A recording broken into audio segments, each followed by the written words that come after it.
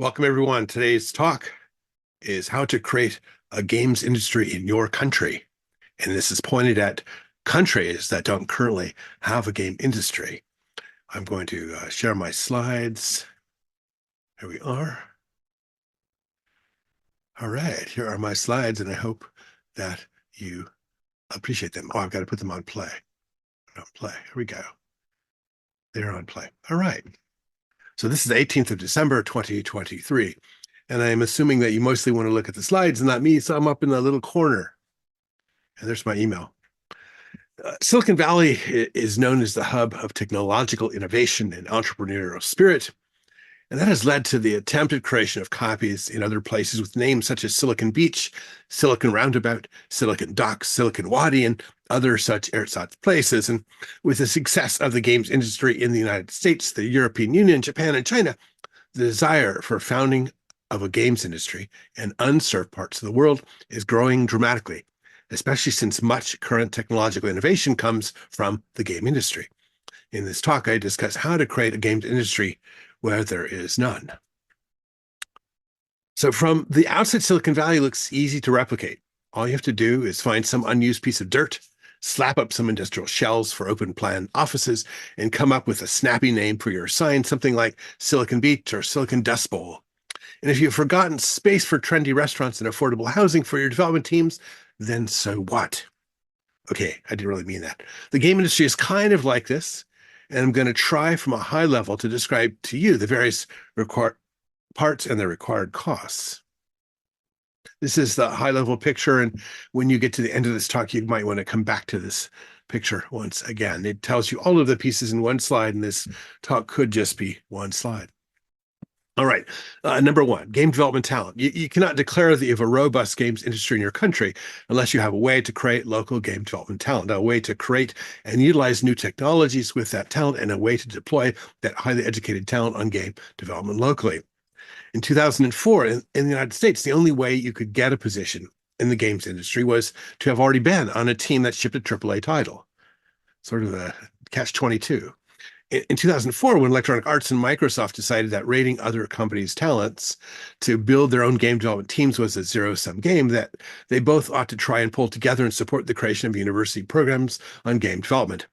And Electronic Arts and Microsoft supported some 38 different university game development programs and put all the founders of those programs onto the same cruise ship for several years worth of socialization and information transfer so that there was some coordination between the programs.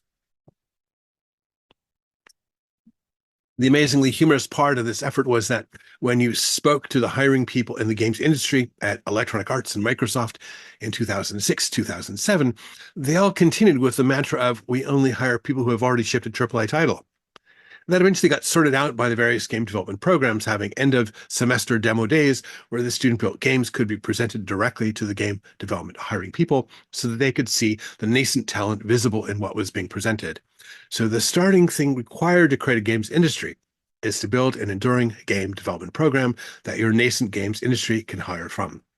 Figure 2 shows a high level of what such a prototypical game development education program should look like. We spoke about this in detail in a previous column, but it basically is a master's level program with a master's in game development or a master's in game design or a master's in game art and design with focus on concept art or 3D modeling or game animation or game sound design.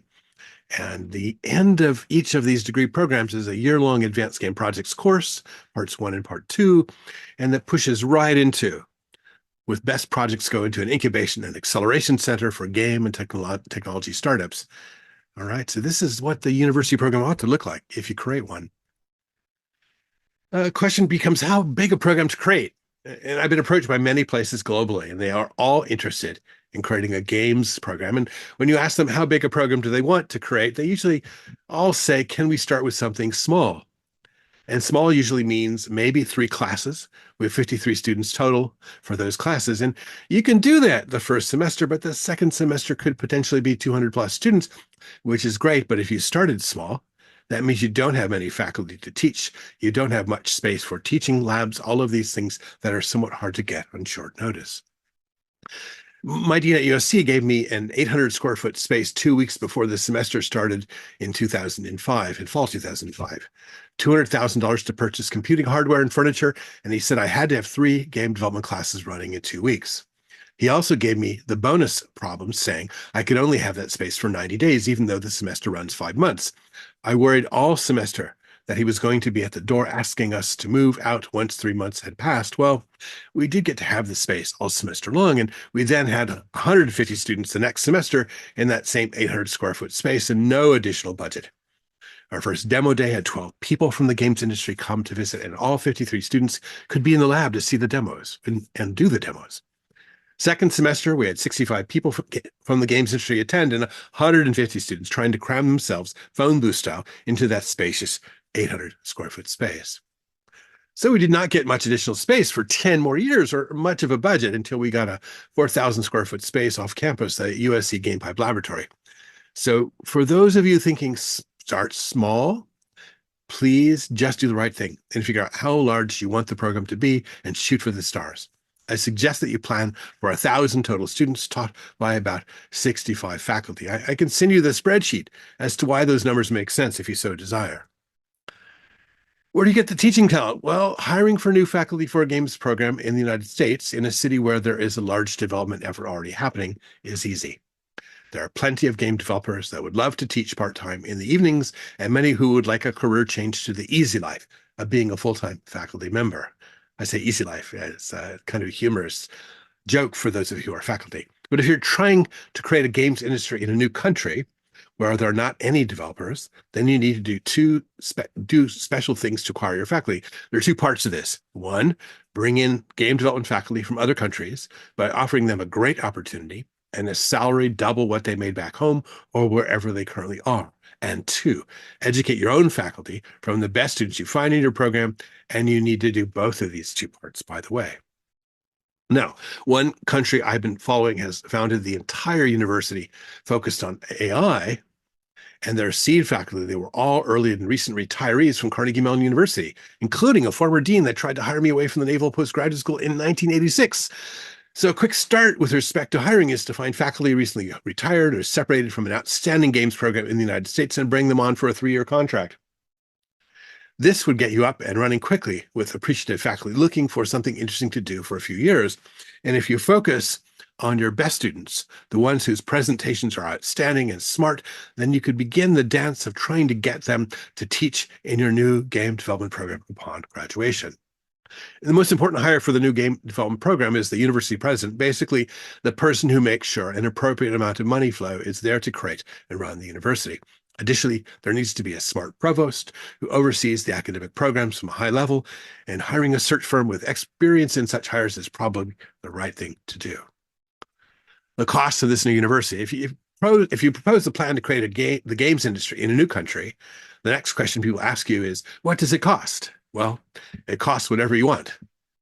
But I put together this spreadsheet draft to kind of show you the size of what we might be talking about. And in fact, by the way, the spreadsheet I'm going to show you is once we have 1,000 students, these are the operating costs and revenue flows of the university. This is not the money from the start, which is a different spreadsheet, which I'm not going to show in this presentation.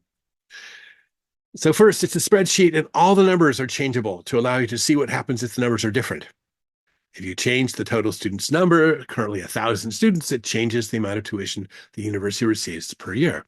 And the tuition currently $150,000 per year is changeable as well. That is a very high tuition. I put it there because the cost for starting this up and running it seemed really high. And if I didn't put that number in, then I would be in the red from the start. The size of the faculty set at 65 is also adjustable, and you can see how it impacts budget. The average fully loaded faculty costs about $500,000 a year is a guesstimate, but it is a guess based on experience. The leadership costs are similar to those visible at a university like the University of Southern California. And if you think those are too high for your country and you try and think small numbers there. So for example, if you said, instead of $4 million for my new university president, I want to pay him $600,000. If I want to do faculty at $250,000, then you're starting from people who are not the best that you can get and are not the early retired faculty who already made more money than that at their last position as they stepped down and retired. The only maybe crazy part of this budget is the build slash acquire a magnificent building in downtown near the water, 350,000 square foot. That's just because I like to be near the water, and 350,000 square foot is probably the right number for 1,000 students and 65 faculty and all of the other parts of this effort to create a games industry in your country. This building acquisition and construction costs to outfit the building, annual operations costs, and the annual costs to outfit the building. And embedded in the spreadsheet is $1,000 per square foot cost for the building, and that can be broken out should it be so desired. All right. This is just a draft to show most of the large ticket costs and the receipts that make this university happen. The bottom line is startup costs about 402 million plus, annual operating costs about 142 million plus, and the annual receipts about 150 million. That sounds like the budget is balanced if someone can get you that 402 million startup. This provides a net annual profit of just 7.5 million, which is way low. And of course, startup from zero requires some rather large expenditures. So hopefully a government agency or some game industry donors, big corporations that want to have a game industry in your country can fill in the holes. So this is the Game Development University budget. And you'll see the costs there. You'll see the university leadership costs. You'll see the size of the student body there. You'll see the faculty acquisition, how to acquire existing talent to teach, because you actually have to have a person whose job it is to go out and recruit faculty and advertise and recruit faculty. So that's the person you have to pay. That's not a free person. That's probably a $3.5 million a year person. Size of the faculty, when fully staffed, 65, that's about 32,500,000. If you're doing 65 with a fully loaded cost of 500,000. Fully loaded means, by the way, that you've got a salary for them that they're happy with, and then you're paying their benefits and other expenditures that those individual faculty may need, such as administrative and IT support. So you can see the startup costs there. You can see the annual costs. You can see the annual receipts and the net annual there in the bottom of this slide. Games Research Institute and the Incubation and Acceleration Center. The focus of the Games Research Institute was detailed in the previous column, and I give you a reference for it. The purpose of the Games Research Institute is to develop new technology and game designs for the games industry. The Incubation and Acceleration Center's purpose is to do the work of patenting, protecting the generated intellectual property, and doing the work of licensing deals for that intellectual property. Figures 4 and 5 show the cost of creating and operating both entities. This is the Games Research Institute. $3 million a year for a director of research office operations, annual cost about $34 million, research admin, annual $37 million. Researchers, when fully staffed, 50 researchers, again, $500,000 per researcher. It's about $25 million it costs for total researcher. Startup costs about $10 million, annual cost $62 million, annual receipts, donations and grants, $100 million, and net annual about $38 million. So the Games Research Institute is where you actually make some significant, interesting money. Incubation Acceleration Center for Game and Technology Startups. It's going to share space with the educational program and the Games Research Institute, and those costs are in the line item with the Game Development University. You're going to have a director of incubation, about $1 million a year. You're going to have a director of acceleration. You're going to have seasoned developers and business leaders, $5 million a year. You have to have seasoned intellectual property law firm for patents and licensing, about $10 million a year. Total annual about $17 million. So you can see annual cost of about $17 million. You can see $10 million startup costs for the incubation and acceleration center part of this project. Game development community. This is the formation and nurturing of an active game development community in many dimensions is key to the success of creating this new industry for your country. One of the most important things is that the developing games industry has a palace or event venue, maybe an esports resort where game industry events can be held in grand fashion. It can't just be a tent out in some patch of dirt. This resort will be the location of an annual conference for the global games industry. This resort will become a destination for the global games industry's leaders and talent, and be a venue where the locally developed games, technologies, and talent can meet the global industry. There will be an event like the DICE Summit of the Academy of Interactive Arts and Sciences, where the people who have done great things in games over the last year are showcased. And there will be a games industry award show like the Oscars. And since the venue is a resort, it will be a place where that global talent and fans can meet during esports competitions as well. And the cost of building this resort is in figure 6 and is a WAG. It can be anything. It could be an existing building. So space requirements, this is about 1 million square foot building to be built or acquired. I said acquire it, build it for $1 billion. Um, Staff, director of research for esports resort, 5 million per year. Detailed planning to be conducted via contract to Applied Minds and Gensler. Build out of the resort from the vanilla shell, about $1 billion. Esports resort budget roll up annual director, 5 million. Resort creation, 2 billion. Resort annual maintenance and upgrades. Resort staff annual to operate. Resort annual receipts. Net annual is about $2 billion. So you can make money significantly from this. So conclusion, this column has been, in this talk, has been a high-level presentation on what it would take and cost to create a games industry from scratch in your country. There are many reasons to do this. One is you want the youth of your country to stay home and build games whose stories emanate from local historical contexts. This is a big reason. If this is the Middle East, there's no one focusing on stories for the Middle East in the game industry at this point. Developers in San Francisco and Los Angeles don't even know your country's stories. They don't know your histories or where you are on the map, most likely. Games are media, meaning they communicate a story from a particular point of view, and that point of view comes from the developing team. And that development team is, if it's in the United States, it can't really write about your country properly.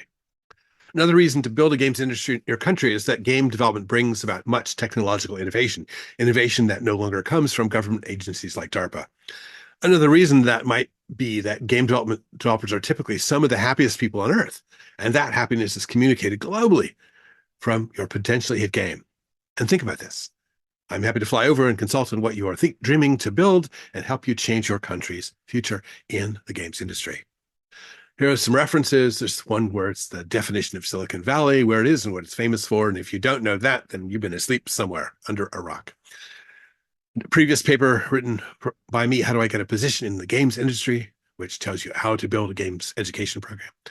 A previous paper written by me, We Need Something Like Bell Labs for the Game Industry, which is the Research Institute focus. And there's a link to the DICE Summit, which is just dicesummit.org. And it's a wonderful event. And I love going to it and meeting my friends there in the global game industry at that place. DICE has events in Europe and it has events in Asia, and it doesn't have anything in the Middle East at the moment. Acknowledgements. Wish to acknowledge contributions of many friends in the games industry that understand why the game industry must be global. Thomas Lee, Pete Blumel, Justin Birnbaum, Joseph Olin, Jingyun Ma, Michael Yuen, Qian Liu, Michael Fisher, Faisal Kazim, Timur Hadi, and many others have all played a part in my understanding of why a global games industry is very important. And if you have any questions, there's my email address, there's my website. And if you're on WeChat, you can scan this QR code and find me. Anyway, this has been How Do You Create a Games Industry in Your Country? I will stop sharing the slides and say goodbye to here from my basement office in Carmel, where the General and the Maltese Falcon and all of my wonderful art and are hanging out here ready to talk to you whenever you want to. You have a great day. This has been the Games Column for IEEE Computer.